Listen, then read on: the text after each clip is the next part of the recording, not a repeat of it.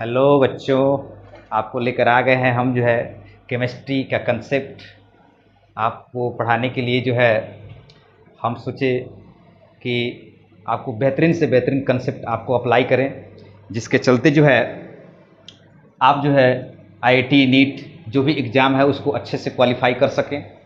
इसलिए हम आपको बेहतरीन से जीरो से लेकर हीरो आपको बनाएंगे। मतलब आपको बेसिक कंसेप्ट से शुरू करेंगे और आपको ले चलेंगे सबसे हाईएस्ट क्वालिटी तक आपको ले चलेंगे। और आपको जो भी आईआईटी नीट एग्ज़ाम में जो भी पूछे जाते हैं क्वेश्चन, उसको बेहतर तरीके से आपको हम प्रोवाइड करेंगे। आज की क्लास में आपको हम इंट्रोडक्शन बताएंगे कि केमिस्ट्री होता क्या है, केमिस्ट्री में कौन कौन सी बातें पढ़ने होती हैं हम लोगों को, और क्या चीज़ें इसमें इंक्लूड है। देखिए, पढ़ना जरूरी नहीं है, पढ़ने के साथ साथ ये जानकारी होना चाहिए कि क्या पढ़ना है और क्या चीज़ें छोड़ना है। यदि आप मान लेते हैं कि एग्ज़ाम में जो चीज़ें नहीं पूछ रहा है, जो सिलेबस से हट के है, और उसको हम पढ़ने में यदि अपना टाइम वेस्ट कर रहा है, तो इससे कुछ फ़ायदा होने वाला नहीं है। यानी हमको वही चीज़ें पढ़ना है जो एग्ज़ाम क्वालिफाई करा दे। और यदि हम एग्ज़ाम क्वालिफाई कर जाते हैं, इसके बाद तो पढ़ने के लिए पूरा हमारे पास महाग्रंथ बचा हुआ है। इसलिए हम क्या पढ़ेंगे, क्या छोड़ेंगे और किस तरह से पढ़ेंगे, किस तरह से आईआईटी नीट का प्रिपरेशन करेंगे, ए टू जेड हम आप लोगों को बताएंगे। यानी आपको जीरो से हीरो बनाने वाले हैं। यानी आज देखिए, हम आपको इंट्रोडक्शन बताएंगे, केमिस्ट्री क्या होता है, केमिस्ट्री के अंतर्गत क्या पढ़ते हैं हम लोग। तो ध्यान समझिए, आज हम स्टार्ट करने वाले हैं केमिस्ट्री।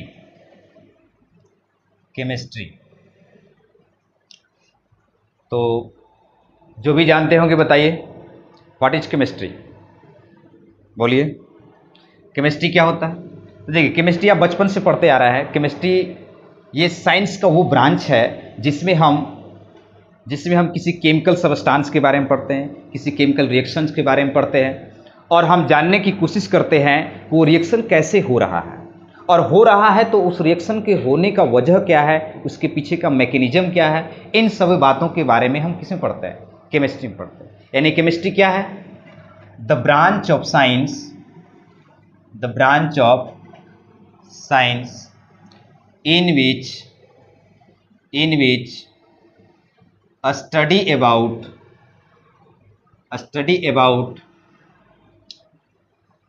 chemical reaction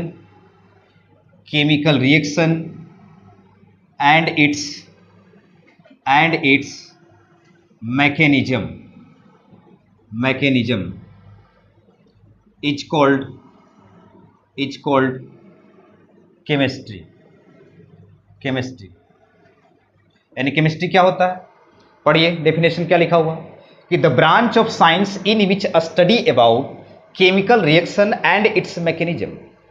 यानी साइंस का वो ब्रांच, वो शाखा जिसमें हम किसी भी केमिकल रिएक्शन के बारे में पढ़ते हैं, और साथ ही साथ इस बारे में पढ़ते हैं कि वो केमिकल रिएक्शन का मैकेनिज्म क्या है। What do you mean by mechanism? Mechanism का मतलब क्या होता है? मैकेनिज्म, ये है मैकेनिज्म है। मैकेनिज्म का मतलब क्या होता है? What do you mean by mechanism?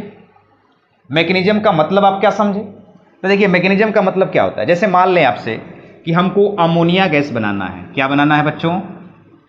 Ammonia gas बनाना है, ठीक है। तो अमोनिया गैस बनाना है, तो अमोनिया गैस कैसे बनाएंगे? तो ध्यान समझिए, अमोनिया का फॉर्मूला क्या होता है?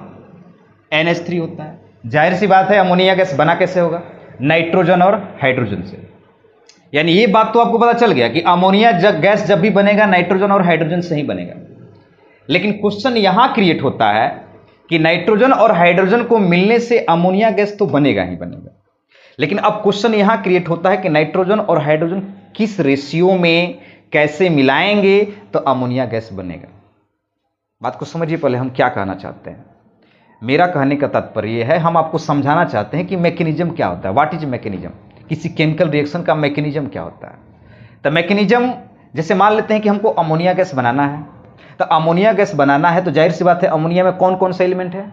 नाइट्रोजन है और हाइड्रोजन है। तो ये बात तो सबको पता हो गया कि अमोनिया गैस नाइट्रोजन और हाइड्रोजन से मिलकर बनेगा। लेकिन क्वेश्चन ये है कि क्या नाइट्रोजन और हाइड्रोजन को किसी भी रेशियो में मिलाने से क्या अमोनिया गैस बन जाएगा? ऐसा नहीं है। मतलब नाइट्रोजन और हाइड्रोजन का एक फिक्स रेशियो होना चाहिए, जिसे मिलाने से अमोनिया गैस क्या होगा? बनेगा। जैसे देखिए, N2 है, H2 है, मिला दिए क्या बना? NH3 गैस बना। इसको बैलेंस करिए बैलेंस करेंगे तो यहाँ नाइट्रोजन कितना है, 2 है, और यहाँ कितना है, 1 है। तो यहाँ 2 से मल्टीप्लाई कर दिए। मल्टीप्लाई करने से क्या हुआ बोलिए, कि यहाँ नाइट्रोजन 2 था तो यहाँ भी नाइट्रोजन 2 हो गया। लेकिन जरा ध्यान से देखिए, यहाँ हाइड्रोजन कितना है, 2, और यहाँ कितना हो गया, 2 तिहाई 6। सपोज दैट ये 2 से गुना नहीं होता तो हाइड्रोजन कितना होता, 3। लेकिन जब यहाँ 2 से मल्टीप्लाई हो गया तो 2 तिहाई कितना हो गया, 6। तो हाइड्रोजन तो हो गया 6, और यहाँ कितना है, 2 ही। तो क्या बैलेंस है, नहीं बैलेंस है। तो उसके लिए देखिए हम क्या करेंगे, अब यहाँ 3 से मल्टीप्लाई कर देते हैं। तो 3 से मल्टीप्लाई करने से क्या हो गया, 3 दूनी 6 हाइड्रोजन हो गया, यहाँ भी 3 दूनी 6 हाइड्रोजन हो गया। तो अब बताइए सभी एटम बैलेंस है कि नहीं बैलेंस है। यानी यहाँ नाइट्रोजन 2 है, यहाँ भी नाइट्रोजन 2 है, यहाँ 3 दूनी 6 हाइड्रोजन है, यहाँ भी 3 दूनी 6 हाइड्रोजन है। मतलब आपसे क्वेश्चन किया जाए कि अमोनिया गैस नाइट्रोजन और हाइड्रोजन के किस रेशियो में मिलाने से बनता है। तो देखिए यहाँ N2 में कितना से गुना है, 1 से, H2 में कितना से गुना है, 3 से। तो इसका रेशियो जो आपसे पूछा जाएगा कि N2 और H2 का रेशियो कितना है, तो बोलेंगे 1:3। यानी नाइट्रोजन और हाइड्रोजन का रेशियो 1:3 रहेगा, तभी जाके अमोनिया गैस बनेगा। तो ये इसका क्या हुआ, मैकेनिज्म हुआ।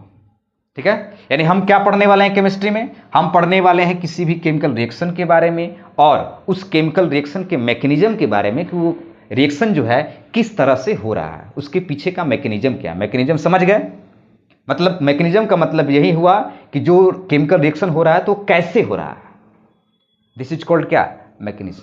ये तो इसका केमिस्ट्री का सिंपल एक डेफिनेशन हुआ। जो केमिस्ट्री है तो सबको पता है कि केमिस्ट्री है मतलब क्या, केमिकल रिएक्शन। केमिस्ट्री है मतलब क्या, केमिकल रिएक्शन। ये बातें तो सबको पता है, लेकिन थोड़ा सा इसको डीप में चलते हैं और आपको बताते हैं इसका दूसरा डेफिनेशन। दूसरा डेफिनेशन क्या है, देखिए दूसरा डेफिनेशन है, in another word the branch of chemistry, the branch of science in which a study about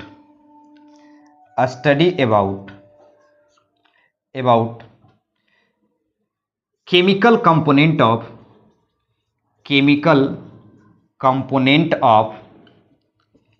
any substance, क्या लिखे हम, chemical component of any substance is called chemistry. देखिए केमिकल कंपोनेंट ऑफ सब्सटेंस, जाहिर सी बात है कोई भी सब्सटेंस बना हुआ है तो कैसे बना हुआ है, कोई भी यदि सब्सटेंस बना हुआ है तो कैसे बना हुआ है, सोचिए। कोई भी सब्सटेंस बना हुआ है, एटम से बना हुआ है, मॉलिक्यूल से बना हुआ है। तो यही जो एटम्स और मॉलिक्यूल्स है उसी को यहाँ किस वर्ड से डिनोट किए, केमिकल कंपोनेंट से। यानी कोई भी सब्सटेंस है, कोई भी मैटर है, तो वो छोटे छोटे एटम्स और मॉलिक्यूल्स से मिलकर बना होता है, उसी को हमने क्या यहाँ बोला, केमिकल कंपोनेंट्स बोला। यानी कोई भी सब्सटेंस छोटे छोटे एटम्स और मॉलिक्यूल से मिलकर बना होता है, जो केमिकल कंपोनेंट होता है। इन सबों का स्टडी किसमें हम करेंगे, केमिस्ट्री में करेंगे। किसमें करेंगे, केमिस्ट्री में। यानी केमिस्ट्री का 2 डिफिनेशन हमने आपको बताया।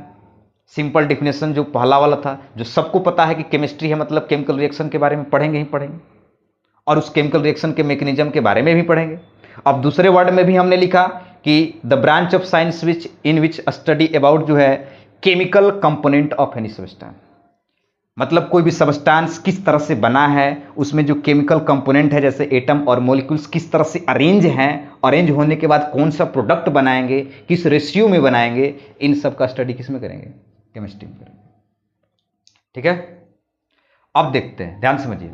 ये जो भी आपको बात बताया है, यहां पर जो भी हमने आपको बात बताया है केमिस्ट्री में, चाहे केमिकल रिएक्शन हो, ध्यान समझिएगा, कोई हड़बड़ी नहीं है। ठीक है, समझ में आ रहा है? बोलिए, नहीं समझ में आ रहा है? समझ में आ रहा है ना? कोई दिक्कत ना समझ में आए बता देंगे, कमेंट सेक्शन में लिख देंगे कहाँ डाउट रह गया, कहाँ नहीं समझ में आया। जो भी बातें हैं क्लियरली आप बताएंगे, सबका सॉल्यूशन हम प्रोवाइड करने की कोशिश करेंगे। चलिए यहाँ देखते हैं कि हमने यहाँ पर क्या लिखा है, फिर से इसको थोड़ा सा डीप में समझते हैं। देखिए केमिस्ट्री में हमने बोला कि केमिकल रिएक्शन के बारे में, और किसके बारे में हमने बोला, ध्यान समझिए। केमिकल रिएक्शन के बारे में बोला और किसके बारे में बोला, कि केमिकल कंपोनेंट ऑफ सब्सटेंस, जरा ध्यान समझिए, यदि कोई केमिकल रिएक्शन हो चाहे केमिकल कंपोनेंट हो, ये सभी चीजें कहां हो रही हैं? ये सभी चीजें किसी भी सब्सटेंस के अंदर ही तो हो रहा है। बोलिए हाँ या ना। हम बोल रहे हैं कि किसी सब्सटेंस के अंदर केमिकल रिएक्शन हो रहा है, हम बोल रहे हैं कि सब्सटेंस के अंदर जो है केमिकल रिएक्शन हो रहा है, वो सब्सटेंस किस तरह से मिलकर बना है। तो ये जो भी चीजें हम बता रहे हैं आखिरकार किसके इर्द गिर्द घूम रहा है? ये सब सब्सटेंस के इर्द गिर्द घूम रहा है। चाहे केमिकल रिएक्शन हो, चाहे केमिकल कंपोनेंट हो, चाहे एटम्स या मॉलिक्यूल्स हो, सभी के सभी कहां प्रेजेंट है? सभी के सभी सब्सटेंस में ही प्रेजेंट है। मतलब मेन यहां से कंक्लूजन मेरा क्या निकलता है? मेरा कंक्लूजन यहां सब्सटेंस निकलता है। जो भी पढ़ रहे हैं, केमिकल रिएक्शन पढ़ रहे हैं, चाहे केमिकल कंपोनेंट पढ़ रहे हैं, जो भी पढ़ रहे हैं हम, तो ये सब किसके इर्द गिर्द है? किसके बारे में पढ़ रहे हैं? सब्सटेंस के बारे में ही पढ़ रहे हैं। किसके बारे में पढ़ रहे हैं? सब्सटेंस के बारे में ही पढ़ रहे हैं। तो सबसे मेन मुद्दा यहां पर मेरा यह है कि सब्सटेंस को जान लिया जाए कि सब्सटेंस होता क्या है, मैटर होता क्या है, what is matter. Comment section में जरूर लिखें कि व्हाट इज मैटर। देखिए, मैटर हम बताते हैं, जिनको भी जो भी पढ़े होंगे अच्छी बात है, उसको रिवाइज कर लेंगे। Matter, MATTER, matter. मैटर क्या होता है? What is matter? मैटर क्या होता है बोलिए। देखिए, मैटर मतलब मटेरियल। नाम से लग रहा है कि मैटर मतलब क्या? मटेरियल। कोई भी मैटर है, कोई सब्सटेंस है, तो कैसे बना होगा? बहुत सारे उसमें मटेरियल्स होंगे। मटेरियल्स के तौर पे यहाँ आप क्या बोल सकते हैं? मटेरियल्स के तौर पर बोल सकते हैं कि जिसमें एटम होगा, मॉलिक्यूल्स होगा, वो मिलकर क्या बना देगा? सब्सटेंस बना देगा, मैटर बना देगा। देखिए, मैटर का रियल डेफिनेशन क्या होगा? बचपन से आप पढ़ते आ रहे होंगे कि मैटर वो बॉडी है, मैटर वो बॉडी है जिसमें क्या होता है? जिसमें भार होता है, यानी क्या होता है? वेट होता है। साथ ही साथ जिसमें वॉल्यूम होता है। वॉल्यूम होता है मतलब यदि उसको कहीं पर रख दिया जाए तो क्या कर लेगा? कुछ स्थान घेर लेगा, कुछ उस पर स्थान घेर लेगा, यानी स्पेस ऑक्युपाई कर लेगा। यानी जिसके पास वेट होगा, वॉल्यूम होगा, साथ ही साथ एक स्पेशल आपको बात बता रहा है, ठीक है, सिर्फ आपके लिए एक स्पेशल बात बता रहा है। ये बातें देखिए सब लोग जानता है कि मैटर क्या है। मैटर वो बॉडी है जिसमें वेट होता है, वह सबको पता है। जैसे मान लेते हैं कि ये क्या है? ये एक बॉडी है, इसमें वेट है, जाहिर सी बात है 5 ग्राम 10 ग्राम जो भी वेट है। अब चूंकि यहां पर रखे हुए हैं, तो चूंकि यहां पर रखे हैं तो क्या किया है? ये स्थान ऑक्युपाई किया है, स्पेस ऑक्युपाई किया है, मतलब स्थान घेरा हुआ है। तो यही जो स्थान जो घेरा हुआ है, जो स्पेस घेरा हुआ है, मतलब स्पेस घेरने को ही यहां किस वर्ड से डिनोट किया गया? वॉल्यूम से। यानी सब्सटेंस यानी मैटर वो बॉडी है जिसमें वेट होगा, वॉल्यूम होगा। ये तो क्लियर है, जिसमें वेट होगा और वॉल्यूम होगा।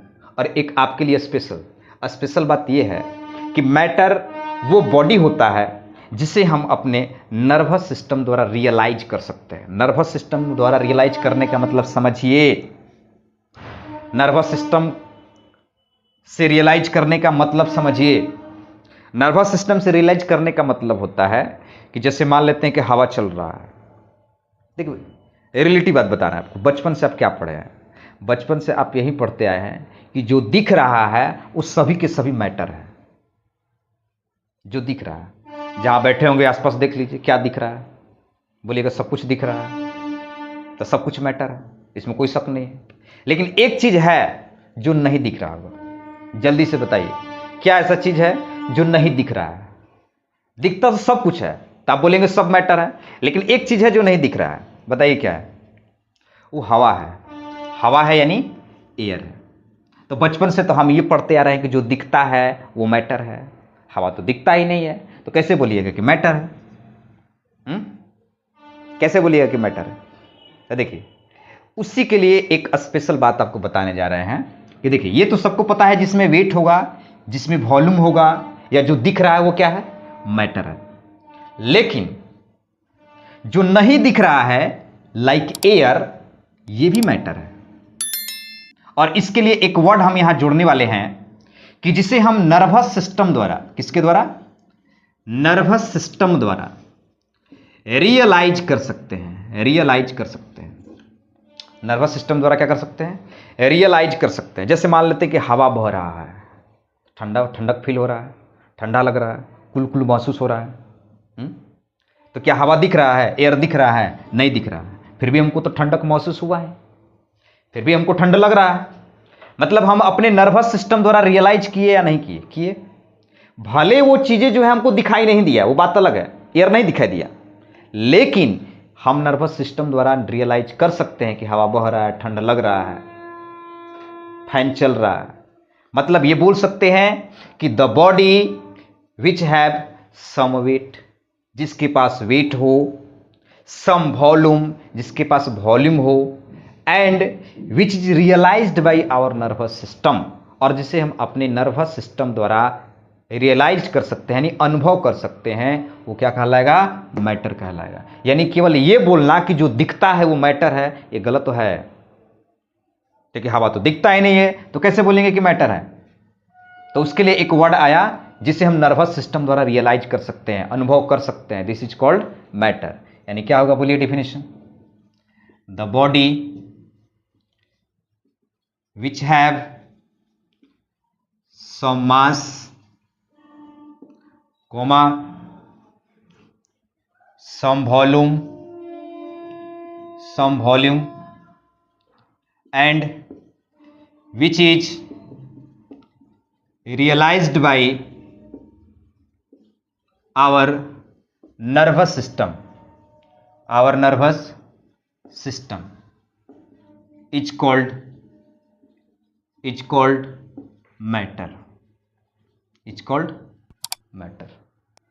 ठीक है। अगले क्लास में आपको हम पढ़ाएंगे टाइप्स ऑफ मैटर। क्या पढ़ाएंगे? Types of matter. सभी लोग गहराई से पढ़ लीजिएगा, हम आपको अगले वीडियो में जो है अप्लाई करेंगे टाइप्स ऑफ मैटर, ठीक है। ये जो भी आपको नहीं समझ में आएगा आप कमेंट सेक्शन में बता देंगे, और ज़्यादा से ज़्यादा लाइक सब्सक्राइब करने की कोशिश करें, ठीक है।